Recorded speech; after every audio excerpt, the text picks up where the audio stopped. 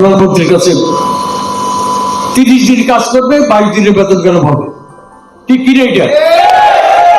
আর বাংলাদেশে 4 লক্ষ 5 লক্ষ লোকের কর্মসংস্থান দিবেন। যারা বিভিন্ন প্রতিষ্ঠানে কাজ করে যাচ্ছে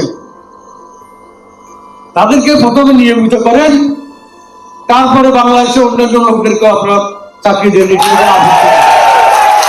আজকে বাংলাদেশ জাতীয় শ্রমিক দলের পক্ষ থেকে এবং আমাদের নেতা এম নাজিমুদ্দিন শ্রম বিষয়ক সম্পাদক বিএনপির, উনি একটা নীতি নির্ধারণ দিয়ে থাকেন।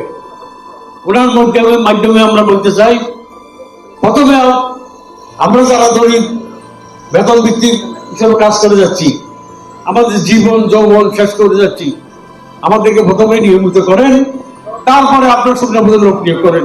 এটাই তো দাবি।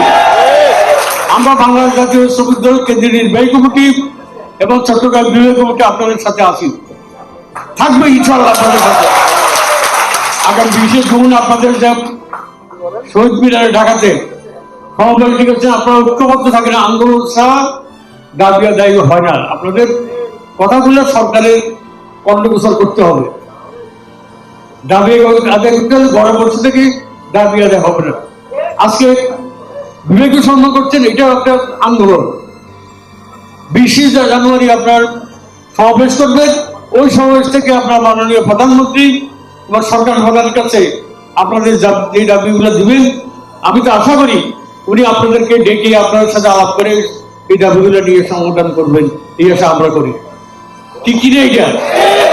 আপনাদের সবাইকে আজকে চট্টগ্রামে আসার জন্য ঢাকা থেকে হচ্ছে বিভিন্ন জায়গা থেকে যারা আসছেন, আপনাদের সবাইকে বাংলাদেশ জাতীয় শ্রমিক দলের পক্ষ থেকে, চট্টগ্রামের শ্রমিক দলের পক্ষ থেকে আপনাদেরকে অভিনন্দন এবং কৃতজ্ঞতা জানাচ্ছি।